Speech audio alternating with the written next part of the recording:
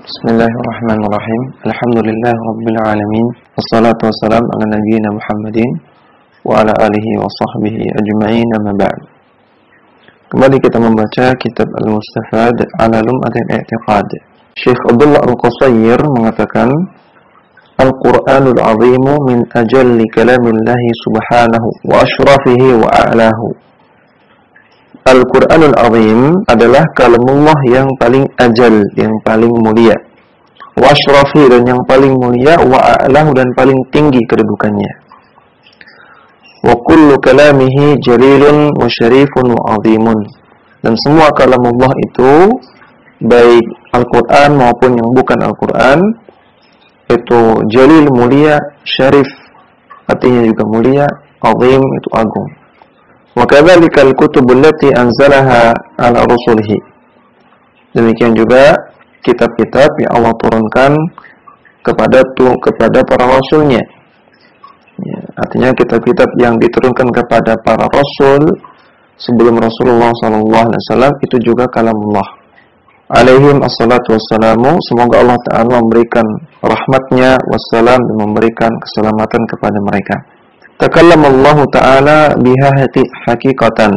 Allah Ta'ala mengucapkan semua itu, memfirmankan semua itu, yaitu yang ada dalam kitab-kitab para rasul, haqiqatan, secara hakiki, dengan perkataan yang benar-benar perkataan, bukan perkataan yang konotasi, majazi, bukan kalam nafsi. Wa yukallimu subhanahu ibadahu. Demikian juga Allah Ta'ala berkata-kata, berfirman, kalam kepada para hambanya. Jadi beliau jelaskan bahwasanya kalamullah ini mencakup apa yang termaktub dalam kitab-kitab yang Allah turunkan, ataupun kalam yang tidak termaktub yang Allah ucapkan, yang Allah firmankan kepada hamba-hambanya. Wa taklimuhu iyyahum naw'ani. Maka berkata-katanya Allah kepada para hamba ini ada dua macam. Al-awwalu taklimuhu li'ibadihi bila wasitatin, kama kallama Musa ibn Imran alaihissalam. Perkataan yang Allah ucapkan kepada para hambanya tanpa perantara, secara langsung, sebagaimana Allah berkata-kata kepada Nabi Musa bin Imran alaihissalam. Wa kama kallama al-abawaini alaihimassalam, sebagaimana Allah Ta'ala berkata-kata, berbicara kepada Al-Abawain. Al-Abawain di sini maksudnya adalah Nabi Adam dan Hawa, istri beliau. Abawain asalnya artinya kedua orang tua. Dua orang tua bagi seluruh manusia adalah Nabi Adam dan Hawa. Sebagaimana Allah Ta'ala firman dalam surat Al-A'raf ayat 27. Ya bani Adama la yaftinannakum asy-syaitanu kama akhraja abawaykum minal jannah. Wahai manusia, jangan sampai setan membuat fitnah kepada kalian, artinya menyesatkan kalian, kama akhraja abawaykum, sebagaimana setan telah mengeluarkan abawaykum, abawain, kedua orang tua kalian, minal jannah, dari surga.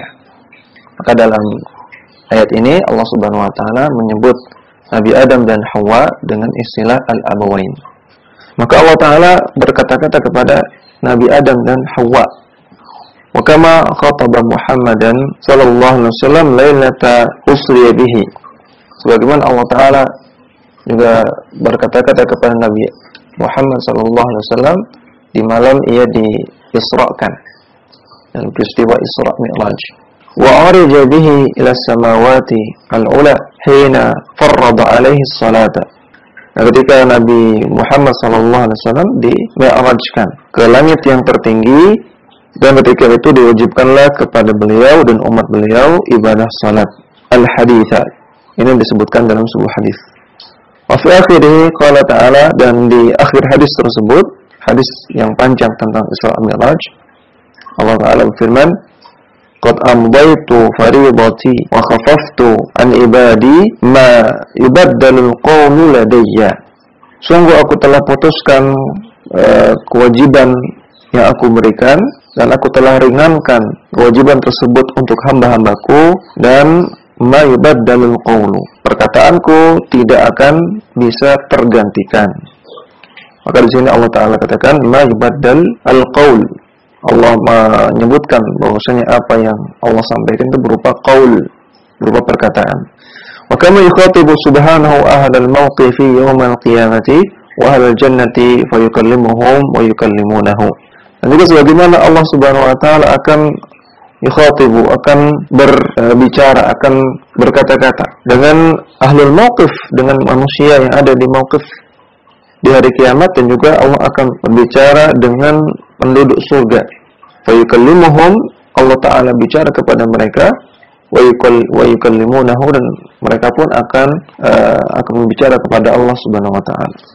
Asani, bentuk kalamullah kepada hamba yang kedua, taklimuhu li ibadihi biwasitatin, adalah perkataan yang Allah katakan kepada hamba-hambanya dengan adanya perantara, dengan melalui perantara. Jadi tidak langsung. Imma bil wahyi al-khasi lil anbiya'i alaihim salatu wassalam. Kemungkinan yang pertama dengan wahyu, perantaraan wahyu yang ini khusus hanya diberikan kepada para nabi alaihim wassalatu wassalam. Ya, maka wahyu itu hanya khusus diberikan kepada nabi. Kalau ada orang mengaku mendapatkan wahyu atau dengan nama lain seperti wangsit atau ya nama-nama yang lain, artinya dia mengaku sebagai nabi, ya, karena wahyu itu hanya diberikan kepada nabi. Wa inna bi irsalihi ilaihim rasulan yukallimuhum min amrihi bima yasha'u. Lalu kemungkinan yang kedua dengan diutusnya seorang rasul. Rasul artinya utusan, untuk berbicara kepada hamba an amrihi bima yasha, tentang perintah Allah, berisi apa-apa yang Allah kehendaki. Maka ada dua cara. Kalau Allah ingin berkata kepada hambanya melalui perantara, ada dua perantara. Yang pertama dengan perantaraan wahyu, yang kedua dengan perantaraan malaikat. Ya, Rasul tadi maksudnya malaikat. Ya, utusannya Allah utus berupa malaikat yang ia menyampaikan perkataan Allah tersebut. Wa qad dzakara subhanahu hadhil anwa'a biqaulihi. Dan Allah Subhanahu wa taala telah menyebutkan dua jenis perkataan ini dalam firman-Nya. Wa ma kana li basyarin ayyukallimahu Allahu illa wahya. Dan tidak ada manusia yang Allah ajak bicara langsung kecuali itu berupa wahyu. Ini jenis yang pertama. Aw min wara'i hijab, atau dari balik hijab. Dari balik hijab artinya Allah Ta'ala berbicara secara langsung, namun ada hijab yang menutupi sehingga si hamba tersebut tidak bisa melihat Allah Subhanahu wa taala. Sebagaimana yang terjadi pada Nabi Musa alaihissalam. Aw yursila rasulan fayuhiya bi'idnihi ma yasha'u. Atau yang ketiga, Allah Ta'ala mengutus rasul, mengutus utusan berupa malaikat yang menyampaikan wahyu dengan izin Allah, yang menyampaikan ma yasha, apa yang Allah inginkan. Dalam ayat ini mencakup rincian-rincian yang tadi beliau sebutkan. Pertama berupa wahyu, yang ini termasuk yang poin kedua, dengan wasithah namun berupa wahyu. Aw min wara'i hijab, atau melalui hijab namun secara langsung. Ini poin yang pertama. Allah bicara secara langsung namun ada hijab. Aw yusila rasula, atau Allah Ta'ala berkata-kata dengan hamba melalui seorang malaikat. Ini termasuk poin yang kedua. Surat Asy-Syura ayat 51. Kemudian kita baca catatan kaki nomor 1 halaman 39. Syekh Abdullah Al-Qusair mengatakan, Ankaratil Mu'tazilatu wa ghairuhum min firaqil mu'attilati minal jahmiyati kalam Allah Ta'ala. Kaum Mu'tazilah atau sekte Mu'tazilah dan yang selain mereka, yang merupakan firqah-firqah yang memiliki pemahaman mu'attil. Mu'attil artinya menolak nama-nama dan sifat Allah, baik dari kalangan Jahmiyah atau yang lainnya. Mereka mengingkari kalam Allah. Mereka mengingkari sifat kalam bagi Allah Subhanahu wa taala. Wa za'amu anna Allah taala la yatakallamu haqiqatan. Dan mereka mengklaim bahwasanya Allah taala tidak berkata-kata secara hakiki. Fattafaqu 'ala ta'tili wa radd at-tanzili. Maka mereka sepakat untuk melakukan ta'til, menolak sifat kalam bagi Allah, dan mereka sepakat untuk menolak tanzil, nas-nas tentang sifat kalam. Tanzil di sini artinya dalil. Mereka menolak dalil yang menyebutkan tentang sifat kalam Allah. Wa dallu fi subul at-tahrif wa at-takhzif wa at-takhrif wa dallu ghairahum dzalika min wujuhin. Maka mereka itu sesat karena mereka telah menjalani jalan tahrif wa takhrif, dan mereka melakukan takhrif. Ya, takhrif artinya membuat sesuatu yang baru. Mereka berinovasi. Karena pemahaman seperti ini tidak pernah diajarkan oleh Rasulullah SAW ataupun para sahabat, maka ini pemahaman yang baru, akidah yang baru. Wa adallu, dan mereka telah menyesatkan ghairahum, orang-orang selain mereka.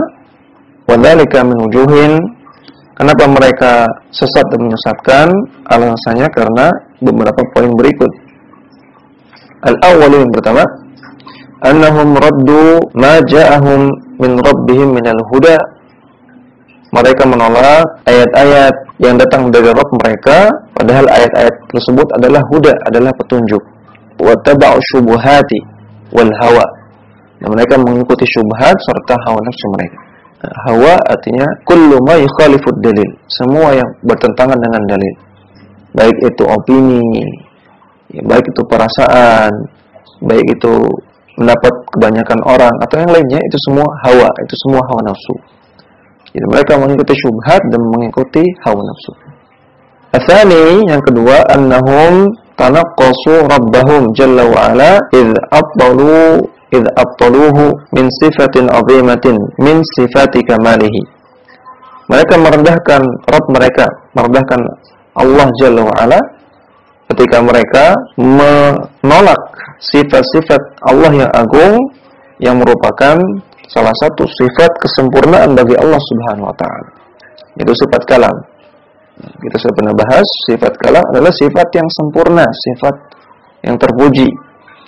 Kita saja kalau ada makhluk, kalau ada manusia yang tidak bisa kalam, tidak bisa bicara, maka kita sepakat manusia tersebut ada kekurangan.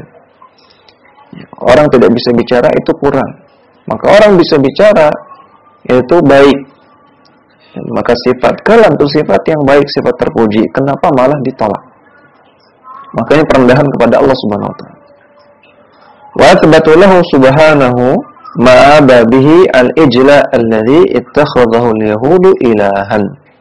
Dan mereka menetapkan suatu sifat, yaitu sifat la yatakallam, bahwasanya Allah itu tidak bicara. Sifat tidak bicara ini disematkan oleh Mu'tazilah dan Jahmiyah kepada Allah Subhanahu wa taala.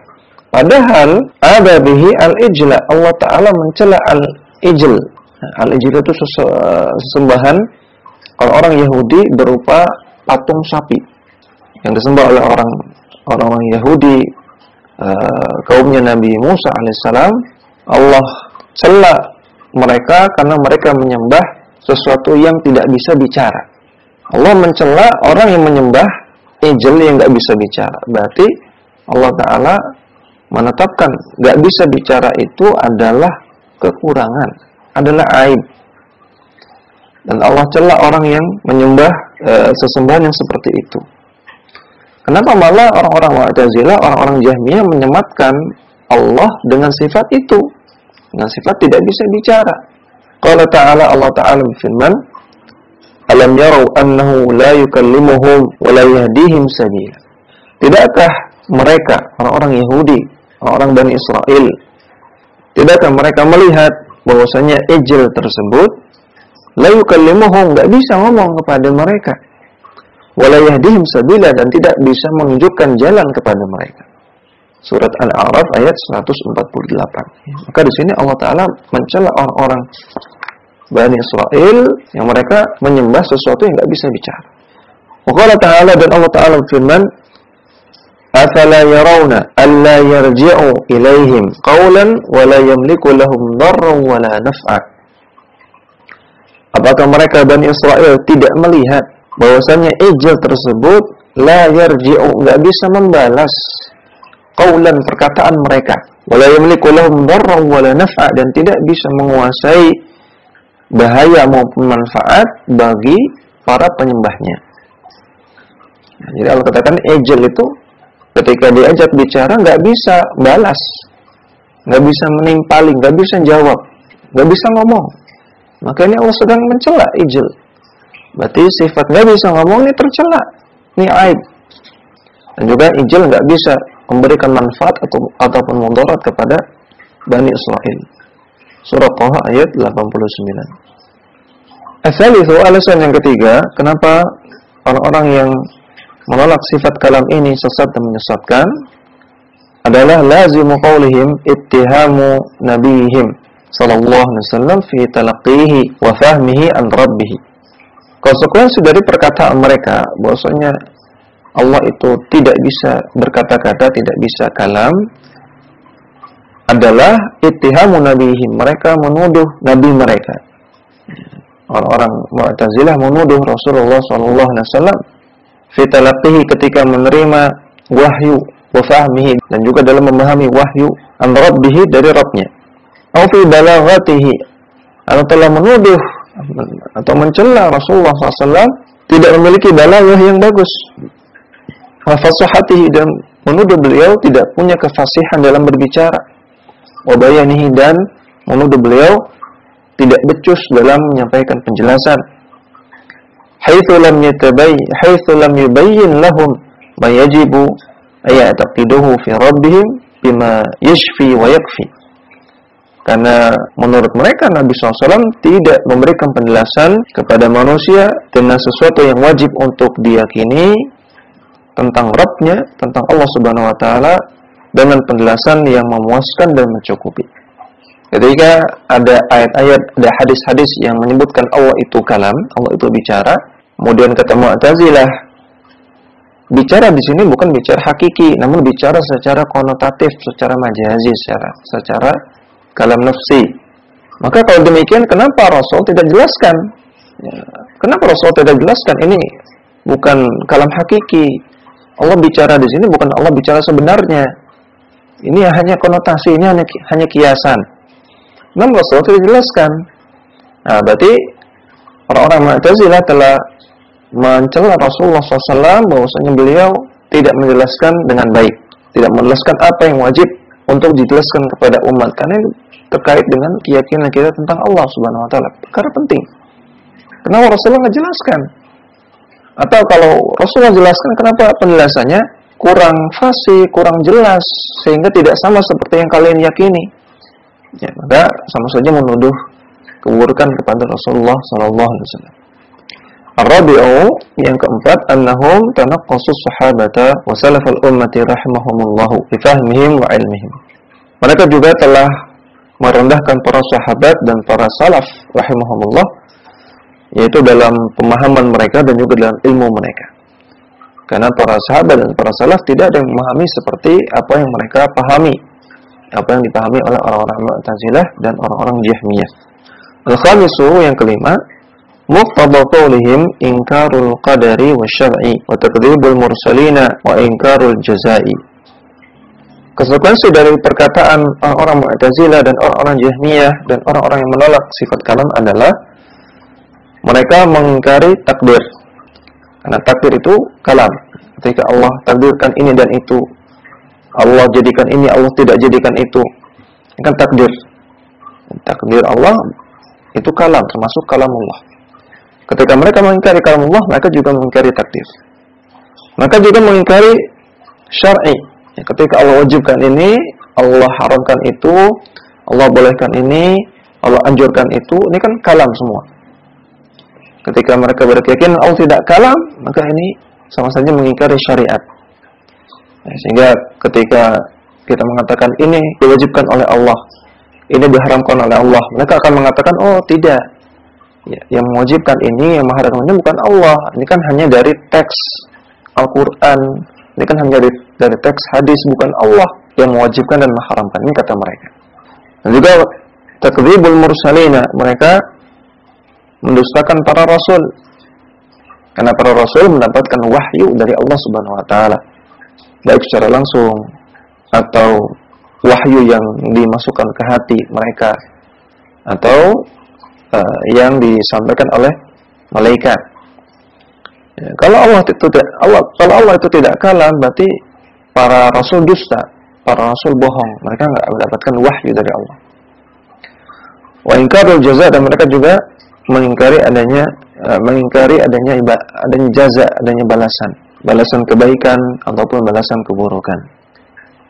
Karena fa inna tadbiral malaki bil amril kauni qaulun wa kalamun.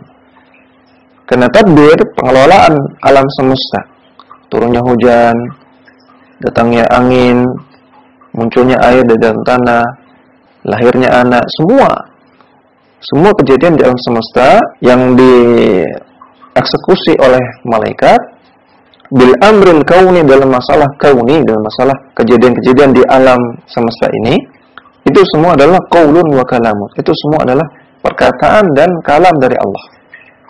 Jadi Allah perintahkan malaikat turunkan hujan. Allah perintahkan malaikat datangkan petir, keluarkan lahar, keluarkan air di dalam tanah, tumbuhkan pohon ini, matikan pohon itu, jadikan anak ini lahir, matikan orang itu. Semua itu adalah qaul dan kalam. Semua itu perkataan dari Allah Subhanahu wa taala yang dieksekusi, yang dikerjakan oleh malaikat. Qala ta'ala, Allah Ta'ala berfirman, "Innama qauluna li syai'in idza aradnahu an naqula lahu kun fayakun." Sesungguhnya yang kami katakan untuk terjadinya sesuatu, idza aradnahu, ketika kami inginkan itu terjadi, an naqula lahu kun fayakun, yaitu kami, itu Allah mengatakan kun, jadilah, fayakun, maka terjadilah apa yang Allah inginkan tersebut. Surat An-Nahl ayat 40. Wasyar'u innama huwa awamiru wa nawahi rabbaniyatun. Demikian juga syariat itu adalah perintah dan larangan dari Rabb, dari Allah Subhanahu wa taala. Wa wa'dun wa wa'idun wa khabarun wa qasasun. Demikian juga dalam syariat terdapat janji-janji balasan kebaikan dan juga wa'id, ancaman-ancaman balasan keburukan. Demikian juga terdapat khabar dan kisah-kisah dalam Al-Quran. Wadzalika kulluhu bikalamin masmu'is sauti.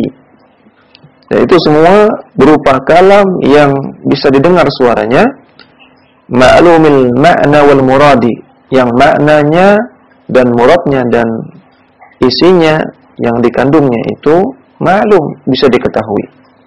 Wa kadzalika ar-rusul alaihi wassalatu wassalam innama ja'u bil wahyi al-ilahi alladzi talaqqathu min malaikatil wahyi wa malaikatul wahyu talaqqathu anillahi ta'ala.